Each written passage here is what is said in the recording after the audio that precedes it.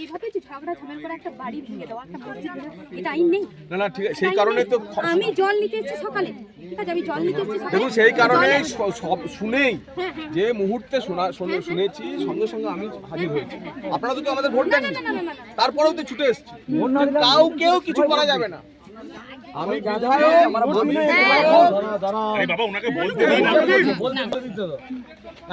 একটা জিনিস মন থেকে বার করে দিতে হবে যে তৃণমূল কংগ্রেসের ক্ষমতায় নেই, এটা মাথা থেকে বের করে দিতে হবে।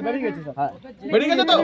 এবার বিজেপির শাসনে আমরা কাউকে তোষণও করবো না। আমাদের মডেল হচ্ছে সবকা সাথ সবকা বিকাশ, কেউ বঞ্চিত হবে না। সেই জন্য আমি ছুটে এসেছি। আমি বিজেপির বিধায়ক, প্রথম ছুটে এসেছি আপনাদের কাছে। হ্যাঁ, যা হয়েছে অন্যায় হয়েছে, যারা করেছে আমি ক্ষমা চাইছি।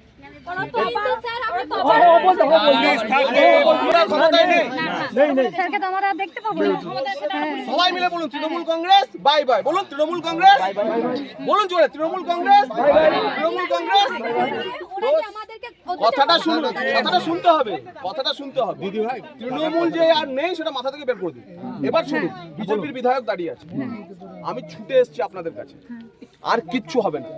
কেউ চাইনি, কেউ হয়নি এরকম ঘটনা ঘটে, সাময়িক প্রতিক্রিয়ায় কোনো ঘটনা ঘটে গেছে, তার জন্য আমি আপনাদের কাছে ক্ষমা চাইছি। ঠিক আছে, তার জন্য আমি আপনাদের কাছে ক্ষমা চাইছি যে আর কিছু হবে না। এবং ওসি সাহেব, যদি আর কোনো ফার্দার কিছু হয়, যেই হোক, মানে মেরে ফাটিয়ে অ্যারেস্ট করে ঢুকিয়ে দেবেন না। 5 বছর না পুলিশ আজকে সেন্ট্রাল ফোর্স দিয়ে দিচ্ছে, এখানে সেন্ট্রাল ফোর্স থাকবে। এখন বলছি লুটপাট করব।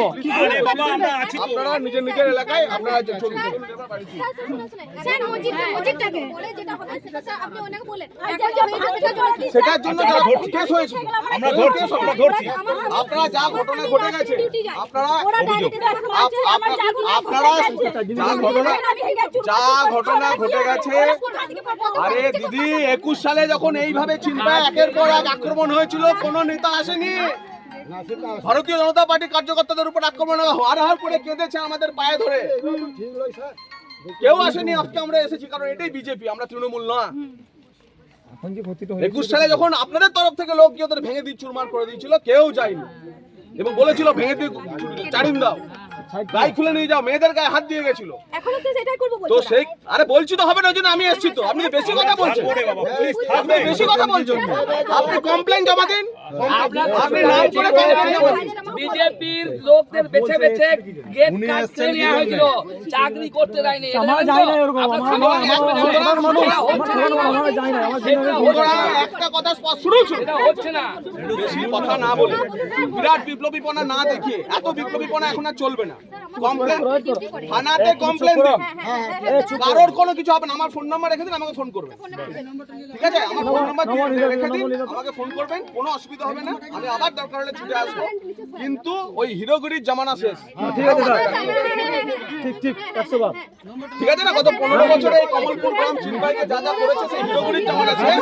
এটাও কিন্তু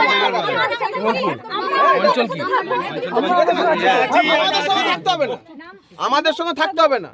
আপনার ইচ্ছে মতো, এটাই তৃণমূলের সঙ্গে আমাদের বিজেপির পার্থক্য। যা ইচ্ছে মতো সেই পার্টি করবেন আপনি, কোনো অসুবিধা নেই, কিন্তু হিরোগিরি আর করা যাবে না। হিরোগিরি আর করা যাবে না। এই যে ঘটনা ঘটেছে, সেই ঘটনায় স্পেসিফিক কেস হচ্ছে তো, হ্যাঁ ওরা কমপ্লেইন দিন, আপনারা কমপ্লেইন দিন। যা ঘটনা হয়েছে একজন কমপ্লেইন করবেন, সবার ঘটনা দিয়ে। কেউ অভিযোগ করবে না। বলুন কে দেবে? মসজিদ কমিটি থেকে দেওয়া হয়েছে তো, ঠিক আছে, তার আমরা এই হ্যাঁ হ্যাঁ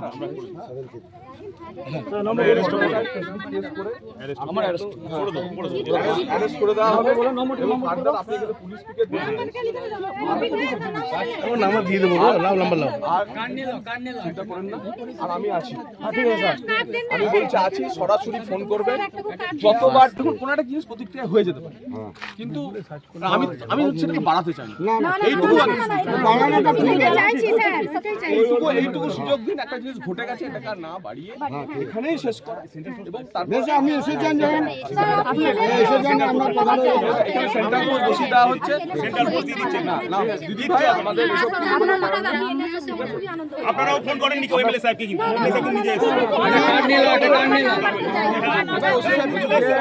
ভিডিও না করে দুটো কথা আমার শুনে নেন।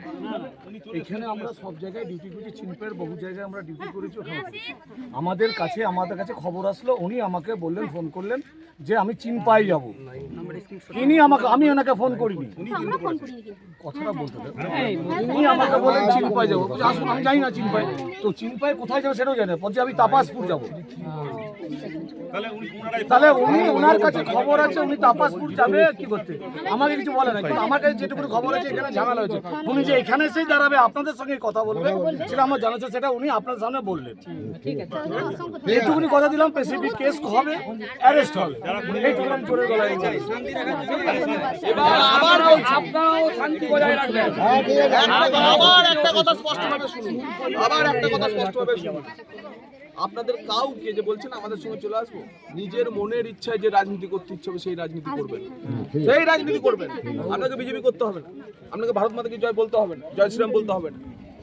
নিজের ইচ্ছায় যে রাজনীতি করতে হবে সেই রাজনীতি করবেন, কিন্তু হিরোগিরিও আর চলবে না।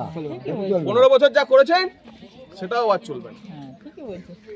হ্যাঁ, যা করেছেন আপনারা জানেন, আপনারা বলছি না, আপনাদের গ্রামের ছেলেরা জানেন, তো সেটাও আর করা যাবে না। স্পষ্ট নির্দেশ, সিনা ঠুকে তৃণমূল করুন, সিনা ঠুকে তৃণমূল করুন। সকলকে নমস্কার। আমরা আছি।